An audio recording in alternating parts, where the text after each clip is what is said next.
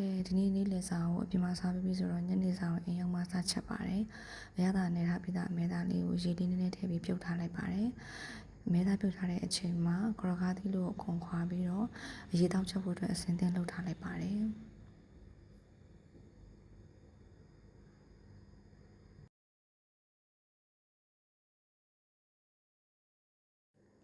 ကရကားသီးကတစ်လုံးနဲ့ကိုလည်းများနေတဲ့အခါကျတော့တဝက်ကိုအရေတောက်လုပ်ပြီးတော့ကျန်တဲ့တဝက်ကိုကျတော့တိုးစရာအနေနဲ့ပြုတ်မယ်ဆိုပြီးတော့လုပ်လိုက်ပါတယ်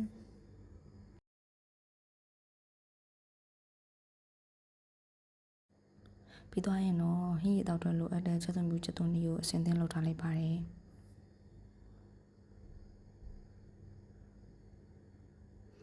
ချက်သွန်ပြူလို့လည်းလုံးခွဲလေးထောင်းမယ်ပေါ့နော်ရန်ကုန်မှာတိုက်ခန်းနေရတဲ့အခါကျတော့ကိုကငရုတ်ဆုံထောင်းတဲ့အခါကျရင်အိမ်အောက်ထပ်ကနေပြီးတော့နောက်ဆက်တမ်းမဖြစ်အောင်လို့ငရုတ်ဆုံထောင်းတိုင်းအောက်ကနေအဝိစားထူလေးတစ်ခုခန်းပြီးထောင်းပေးပါတယ်ကဲအကုန်လုံးပြင်ဆင်ပြီးတဲ့အချိန်မှာအမဲသားလည်းရေခမ်းသွားပြီဆိုတော့အမဲသားလေးကိုလည်းငရုတ်ဆုံလေးနဲ့လုံးခွဲလေးဖြစ်အောင်ပေါ့နော်ပြပြလေး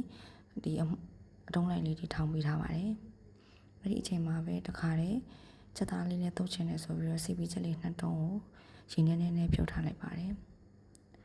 ဟိုစီပီချက်လေးရေခမ်းပြီဆိုတော့စီပီချက်ဖြုတ်ထားတာလေးကိုလည်းအသားလေးတွေနှွားမယ်အမဲသားလေးကိုလည်းအသားနှွားပြီးတော့အင်းဆက်ချက်ဖို့အတွက်အစင်းသင်းလုပ်ပါမယ်ချက်သားပူနေတဲ့အတွက်ကြောင့်မို့လို့ခုနကထောင်းထားတဲ့အမဲသားလေးကိုပဲအရင်ဆုံးနည်းနည်းတိတိလေးဖြုတ်အောင်အမွှားလိုက်ပါမယ်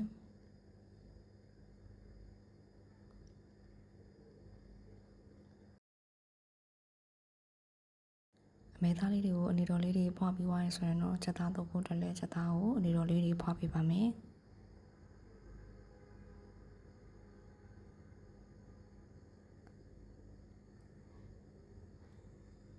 ပြီးသွားရင်တော့ခုနကအမွှားထားတဲ့အမဲသားလေးကိုအရသာလေးနဲ့နေမယ်ပေါ့နော်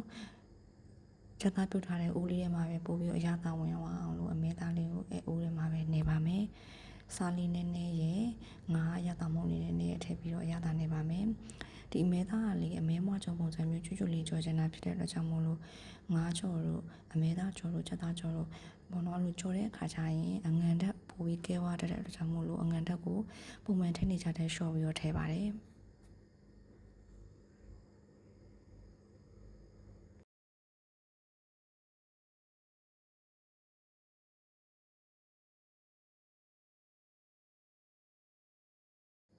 ပြီးသွားရင်တော့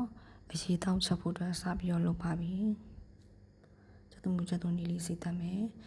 ဒီနေ့မှာတော့စင်းစားငပိလေးတွေနည်းနည်းထည့်ပါမယ်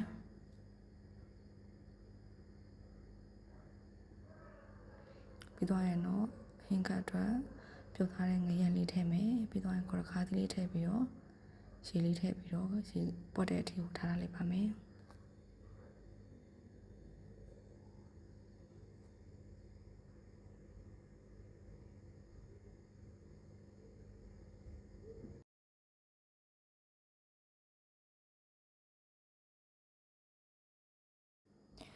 ရေပွက်ပြီးဆိုရင်တော့အရသာထည့်ပါမယ်